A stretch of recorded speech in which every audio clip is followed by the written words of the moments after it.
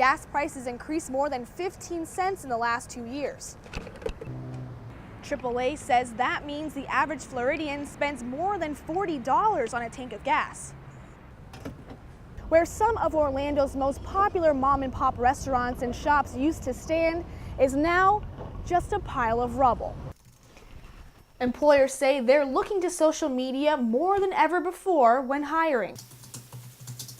Employers say the two most common red flags are provocative photos and offensive status updates. Rodriguez is sad his son may never have a Hostess snack in his lunchbox. On an early December morning, Mackenzie was walking on this sidewalk to her bus stop, and that's when police say she disappeared.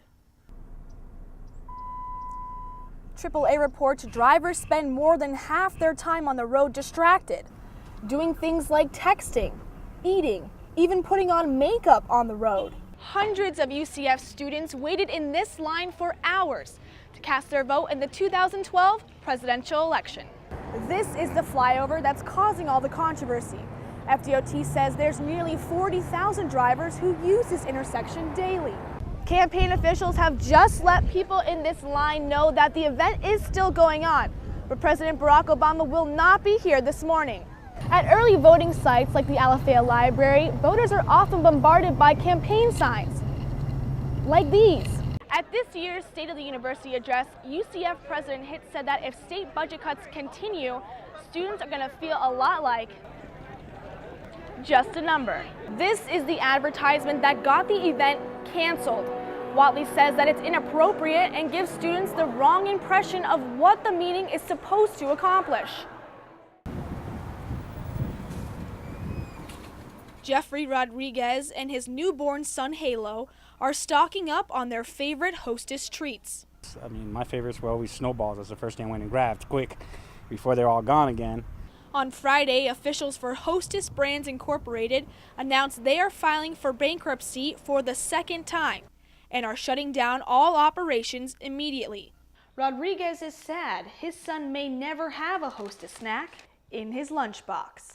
You know, it breaks the hearts. It breaks the heart a lot.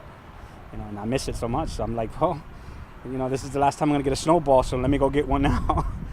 However, Rodriguez, along with fans of Twinkies and Wonder Bread, may be in luck. The assistant chair of the UCF Finance Department, Paul Gregg, says there are at least two potential outcomes for the future of Hostess. Either they will emerge from bankruptcy, reorganize with new contracts with their unions, or they will sell all the assets and dissolve the company.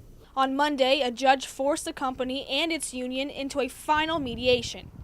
Efforts to agree on a contract failed in recent months, but this last chance move could keep Twinkies and more than 18,000 Hostess workers in stores. In Orlando, Kayla O'Brien, UCF Nightly News. Last week, more than 100 students at UCF marched around campus, encouraging women to get to the polls. The Young Democrats at UCF were also there, but had another goal: getting voters to choose no on Florida Amendment 6. The wording is very, very tricky, so we want to make sure that people are educated about what this amendment really does and not what it looks like on paper. Supporters of the amendment say it has two main goals. The first is ensuring Florida public funds never pay for abortions, regardless of changes to federal law. The second is to require minors get a parent's signature if they want the procedure. The Diocese of Orlando is the headquarters for the Yes on 6 campaign. Their supporters believe the language of the amendment is not tricky at all. It's a positive thing for parents, for minors. It makes sense that taxpayers should not have to pay for something that they don't particularly want. Both campaigns plan to continue holding support events until Election Day, November 6th. In Orlando, Kayla O'Brien, UCF Nightly News.